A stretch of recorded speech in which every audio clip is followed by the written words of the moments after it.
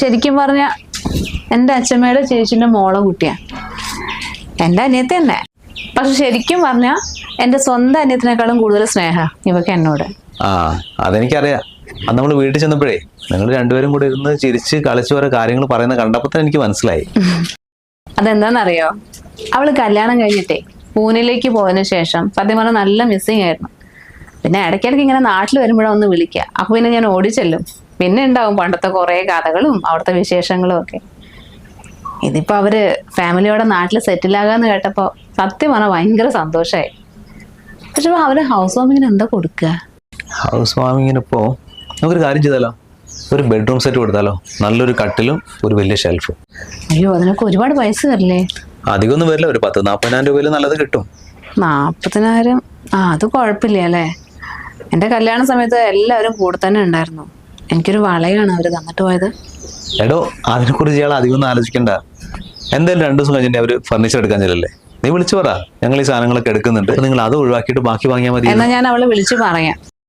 അവരെങ്ങനത്തെയാണ് റൂമിലേക്ക് പ്ലാൻ ചെയ്തെന്നൊക്കെ നമുക്കൊരു ഐഡിയ വേണ്ടേ? എന്നാ പിന്നെ അതിനനുസരിച്ച് വാങ്ങിക്കൊടുക്കാലോ.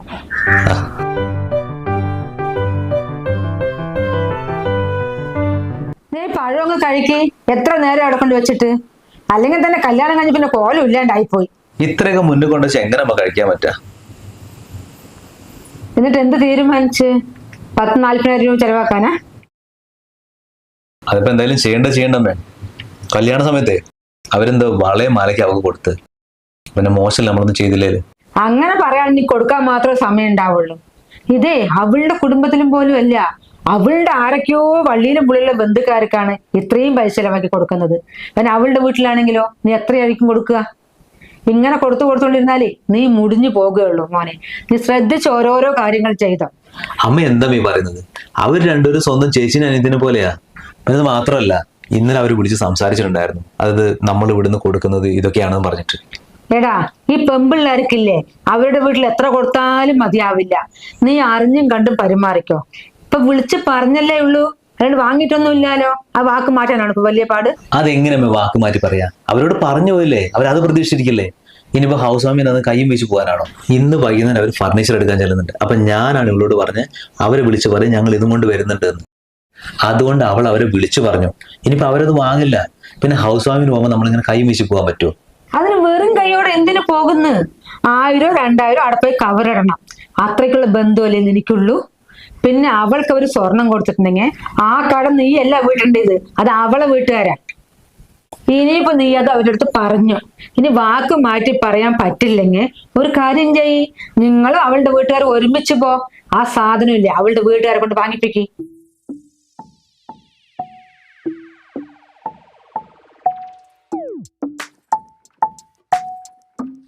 ഹൗസ് വാമിങ്ങിന്റെ കാര്യങ്ങളൊക്കെ എവിടം വരെ ആയി? ആണോ? അതെന്ത് ചോദ്യ? തലേ ദിവസം തന്നെ എത്താം. എടാ, പിന്നെ ഫർണിച്ചർ എടുക്കാൻ നാളെയാണ് പോണെന്നല്ലേ പറഞ്ഞേ? ഇന്ന് പോകുന്നുണ്ട്. എന്നാലേ ഒരു ബെഡ്റൂമിലേക്കുള്ള ഒരു കട്ടിലും ഷെൽഫും ഞങ്ങള് കൊണ്ടുവരാം കേട്ടോ. അതെടുക്കണ്ട? ആയിക്കോട്ടെ. എടാ, അങ്ങനെയാണെങ്കിൽ ഒരു കാര്യം ചെയ്യോ, നിങ്ങളുടെ മനസ്സിലുള്ള എന്തെങ്കിലുമൊക്കെ മോഡൽസ് ഉണ്ടാവുമല്ലോ, അതൊന്ന് വാട്സപ്പ് ചെയ്യോ? എടാ, നീ ഫോണൊന്ന് കട്ട്. അനു ഫോണില് നീ ഒന്ന് കട്ട് ചെയ്യാതെയോ? ഞാൻ പറയാം. അത് ഞാൻ പറയാ, നീ കട്ട്. എടാ, ഞാനിപ്പോ അങ്ങോട്ട് വിളിക്കാം കേട്ടോ. അതിന് മുമ്പ് ഒന്ന് വാട്സപ്പ് ചെയ്യും. ശരി. എന്താ നീ എന്തിന് ഈ കാര്യങ്ങൾക്ക് ഇത്രയും പെട്ടെന്ന് തന്നെ വിളിച്ചു പറയാൻ പോയത്? ഒന്നുകൂടെ നമുക്ക് ആലോചിക്കണ്ടേ? അതെന്താ ഇങ്ങനെ പറയുന്നേ? ഏട്ടൻ തന്നെയല്ലേ പറഞ്ഞ വേഗം വിളിച്ചു പറയുന്നത്. അവര് തന്ന് വൈകുന്നേരം തന്നെ എടുക്കാൻ പോവാന്ന്. ഇതിപ്പോ ആ കൂടെ തലവേദനയായല്ലോ. എന്തോ ചേച്ചി, ഇതിപ്പോ നമ്മള് നാളെ മറ്റന്നാളല്ലേ അവൾ സാധനം വാങ്ങുന്ന വിചാരിച്ചത്. ഇന്ന് തന്നെ പോവാന്ന് പറഞ്ഞിട്ടുണ്ടെങ്കിൽ ഇത്രയും പൈസ അറേഞ്ച് ചെയ്ത് കൊടുക്കണ്ടേ ഒരു ദിവസത്തില്? അത് നടക്കൊന്നുമില്ലേ? ഒരു കാര്യം ചെയ്യാം, 1000-2000 കവറിലിട്ടിട്ട് കൊടുക്കാം. 1000-2000 കവറിലിട്ട് കൊടുക്കാന്നോ? ഇതെന്തിപ്പോ ഇങ്ങനെ പറയുന്നേ? കുറച്ചു നേരം മുമ്പ് നമ്മളല്ലേ തീരുമാനിച്ചത് ഇത് കട്ടിലും അലമാരയൊക്കെ കൊടുക്കാന്ന്.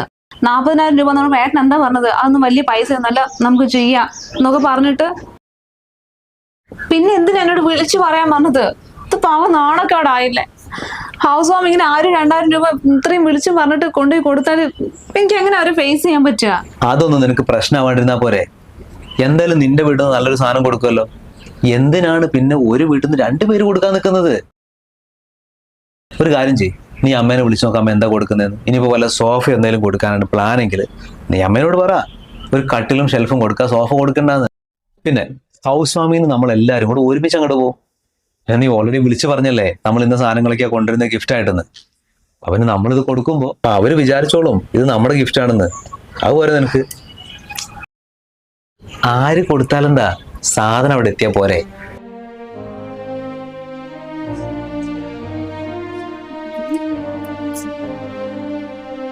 ഈശ്വരാ, സെൻഡ് ചെയ്യാൻ തുടങ്ങിയിട്ട് സമയങ്ങളായിട്ട് നീ അമ്മേനെ വിളിക്കട്ടാ.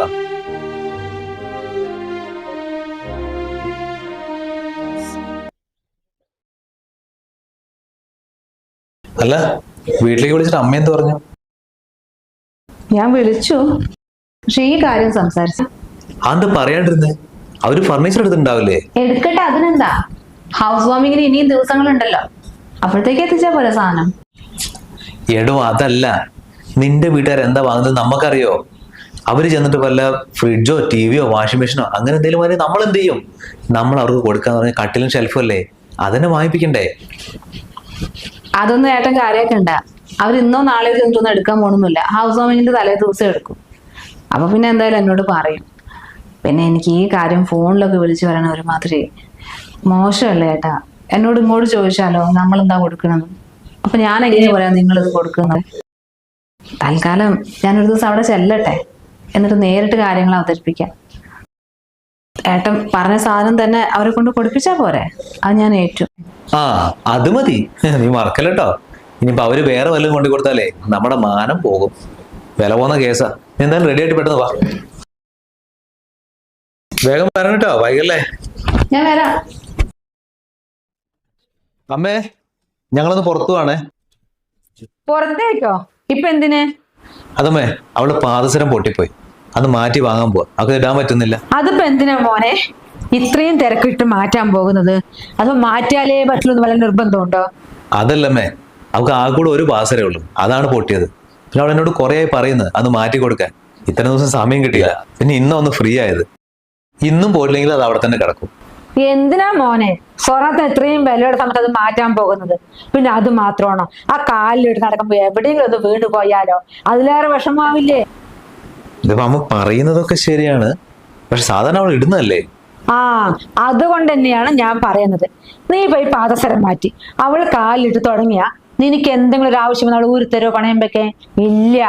പെണ്ണല്ലേ ജാതി, അവർക്ക് ആഭരണത്തിനോട് ഒരുപാട് ഇഷ്ടം ഉണ്ടാകും. പിന്നെ എന്തെങ്കിലും ഒരു അത്യാവശ്യം വന്നു നിനക്ക് പണയം വെക്കാൻ ചോദിച്ചാൽ അവൾ തരുവോ? തരില്ല. നമുക്ക് എന്തെങ്കിലും പറയാൻ പറ്റുമോ? ആ പൊട്ടിയ പാട് അങ്ങനെ തന്നെ ആ ഷെൽഫിൽ വെച്ചാലോ? നിനക്ക് എന്തെങ്കിലും പൈസന്റെ ആവശ്യം വന്നാ കൊണ്ട് പണയം വെക്കാലോ? അവളൊന്നും പറയൂല, അത് വെറുതെ വെച്ചിരിക്കുന്ന സാധനമല്ലേ. ഞങ്ങളൊക്കെ വെള്ളി പാദസരം നടന്നത് അല്ലാണ്ട് സ്വർണത്തിന്റെ ഒന്നുമല്ല. അതിന് പോയാലും പ്രശ്നമില്ലല്ലോ.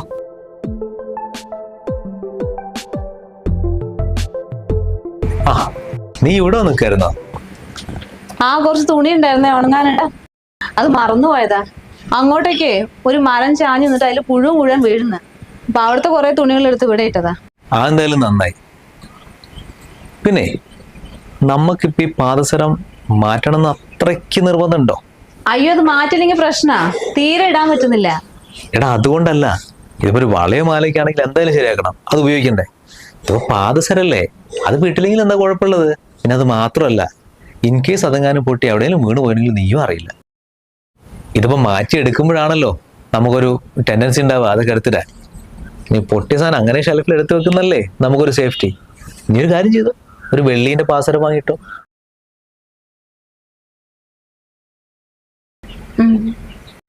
എന്തായാലും ഇന്ന് റെഡി ആയതല്ലേ, നമുക്കൊരു സിനിമയ്ക്ക് പോയിട്ട് വരാം.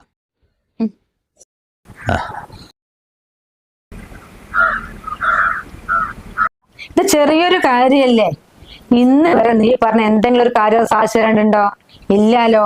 പിന്നെ ഇതാണ് ഒരു വലിയ കാര്യം. മോളൊരു കാര്യം ചെയ്യ്, നിനക്ക് ഇഷ്ടപ്പെട്ട കളറ് പോയി സെലക്ട് ചെയ്ത് വെക്ക്. ഇന്ന് തന്നെ പോയിക്കോ. ആയിക്കോട്ടെ, ശരി എന്നാ. എന്നിട്ട് അമ്മനെ വിളിച്ച് പറയട്ടോ. ആ, നീ വേണ്ട, നീ അവനെ വിളിക്കണ്ട, അമ്മ പറഞ്ഞ് ശരിയാക്കിക്കോളും. ഓ ശരി ശരി എന്നാ, ഇപ്പൊ തന്നെ വയ്ക്കാം. മോനെ, നിങ്ങൾ എപ്പോഴാ പോകാൻ തീരുമാനിച്ചത്? നാളെ വൈകുന്നേരം പോവാമേ. അവളെ ഒരു ദിവസം മുൻപ് അയച്ചു വിട്, അവൾക്ക് സന്തോഷമായിക്കോട്ടെ. അവള് പറഞ്ഞതായിരുന്നു അമ്മേ ഒരു ദിവസം മുമ്പൊക്കെ പോണെന്ന്. പക്ഷെ ഇപ്പൊ പറയുന്നത് നമ്മൾ കൂടെ വരുന്നുള്ളൂ. അവർക്ക് എന്തോ ഒരു മടി. അത് വേറൊന്നല്ല, നമ്മള് സാധനം വാങ്ങുന്നതിന് പകരം കവറിലിടുന്നത്. അതിന്റെ ഒരു ക്ഷീണത്തിലാണ് പുള്ളിക്കാരി. അതിനിപ്പോ എന്ത് കുഴപ്പമുള്ളത്? ഇപ്പൊ നിങ്ങൾ കൊണ്ടുപോയാലും അവളുടെ വീട്ടുകാർ കൊണ്ടുപോയാലും നിങ്ങൾ രണ്ടുപേർക്കും ഒരുമിച്ചല്ലേ പോകുന്നത്, പിന്നെന്താ? അമ്മ, എന്താണെങ്കിലും അവള് കല്യാണം കഴിഞ്ഞ് വേറൊരു വീട്ടിലേക്ക് വന്നല്ലേ. അപ്പൊ നമ്മൾ അങ്ങോട്ട് പോകുമ്പോ വേറൊരു വീട്ടിൽ നിന്ന് തന്നെ അങ്ങോട്ട് പോകുന്നത്. അവര് വിചാരിക്കില്ലേ ഒരു ഉടുപ്പില്ലാണ്ട് ഒരു കൈ വീശി വന്നിരിക്കുകയാണ്. അങ്ങനെ ഉടുപ്പ് നോക്കിട്ടുണ്ടെങ്കിലേ നിന്റെ പോക്കറ്റ് കാലിയാവും. ഇപ്പൊ എന്തായി? അമ്മ കാരണം 40,000 രൂപ നിനക്ക് മിച്ചം കിട്ടി. 40,000 രൂപയൊക്കെ ലാഭം കിട്ടി. എന്നാ പിന്നെ അമ്മ പോവാളൂ ഇവിടെ. എന്നാ പിന്നെ എനിക്കതൊന്ന് ഒഴിവാവാനോ? നീ നിന്റെ ഭാര്യയും കൂടി അവളുടെ വീട്ടുകാരോട് പോകും പോലെയാണോ ഞാൻ പോകുന്നത്? ഞാൻ വേറെ തന്നെ ഒരാളല്ലേ. വെറും കയ്യും വീശിങ്ങനെ അവരുടെ ഇപ്പൊ ചോറ് തിന്നാൻ വേണ്ടി പോകാൻ പറ്റുമോ? ആ, അപ്പൊ അമ്മയ്ക്ക് അറിയാം ഇതൊരു നാണം കെട്ട ഏർപ്പാടാണെന്നല്ലേ. കുറച്ച് നാണം കെട്ടാൽ എന്താ? ആ പൈസ നമുക്ക് വേറെ കാര്യത്തിന് ഉപയോഗിച്ചൂടെ?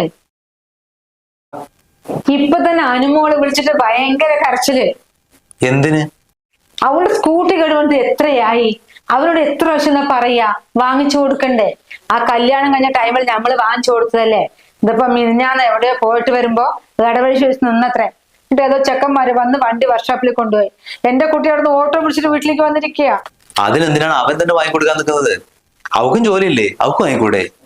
അതിനവളുടെ സാലറി ഹൗസിംഗ് ലോൺ പോകുന്നില്ലേ?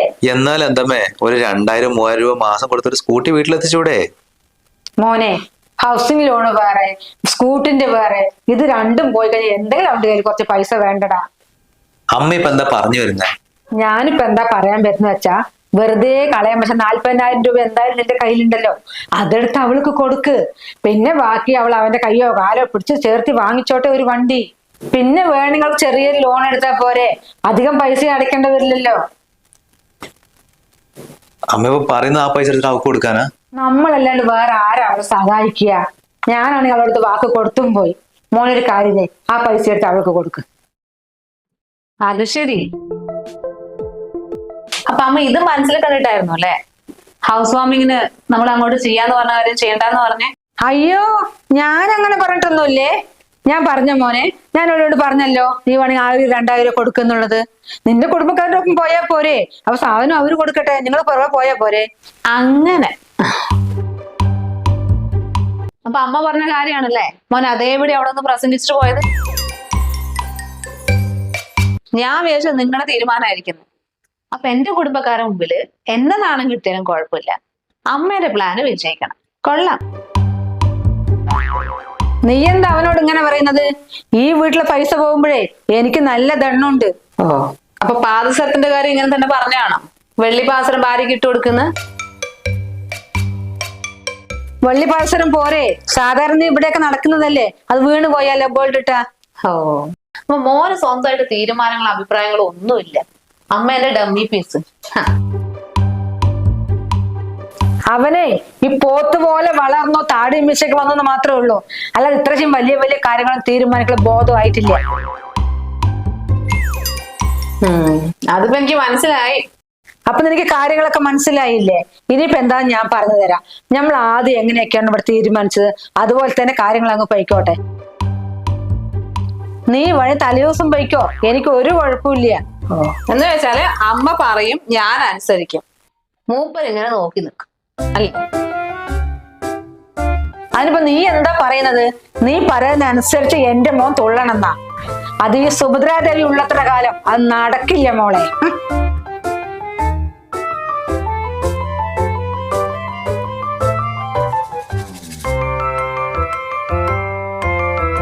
അമ്മ പറഞ്ഞിട്ട് പോയത് കേട്ടോ? അമ്മേനോട് മോനൊരു കാര്യം കൂടി പറഞ്ഞ് മനസ്സിലാക്കും. അമ്മേന്റെ ഭരണം മോനോട് മതി, മരുമോളോട് വേണ്ട. സ്വന്തമായിട്ട് തീരുമാനങ്ങൾ എടുക്കാൻ കഴിവുള്ള ഒരാളാണെന്നുള്ളൊരു ബഹുമാനം എനിക്കുണ്ടായിരുന്നു. അതിപ്പോ പോയി കിട്ടി. നമ്മൾ തമ്മിൽ എന്തെങ്കിലും ചർച്ച ചെയ്യുമ്പോഴേ അത് ശരിയാണെന്ന് തോന്നുന്നുണ്ടെങ്കിൽ അമ്മേനെ കാര്യങ്ങൾ പറഞ്ഞ് മനസ്സിലാക്കാൻ വേണ്ടത്. അല്ലാണ്ട് അമ്മയുടെ തീരുമാനങ്ങൾ എടുത്തോണ്ട് വന്ന് നമ്മുടെ ഇടയ്ക്ക് നടപ്പാക്കാൻ നിൽക്കരുത്. പിന്നെ ഹൗസ് വാമിങ്ങിന് മുമ്പ് എന്ത് കൊണ്ടുപോകണം നമ്മൾ തീരുമാനിച്ചതല്ലേ, അതും കൊണ്ടേ പോകുന്നുള്ളൂ. നിങ്ങൾ അവിടെ കൊടുക്കാതെ പറഞ്ഞ 1000 രൂപയും കവർ നിങ്ങളുടെ കയ്യിൽ തന്നെ വെച്ചോ. എന്റെ കുടുംബക്കാരുടെ മുമ്പിലേ എനിക്കൊരു നിലയും വിലയൊക്കെ ഉണ്ട്. നാണം കെട്ട് പോകാൻ പറ്റുമൊന്നുമില്ല. നിങ്ങൾക്ക് തരാൻ പറ്റില്ലെങ്കിൽ വേണ്ട. 40,000 രൂപയല്ലേ, അത് ഞാൻ എന്റെ അച്ഛനോട് വാങ്ങിയിട്ട് സാധനം വാങ്ങിക്കൊടുത്തോളാം. നിങ്ങൾക്ക് സൗകര്യം ഉണ്ടെങ്കിൽ വന്നാൽ മതി.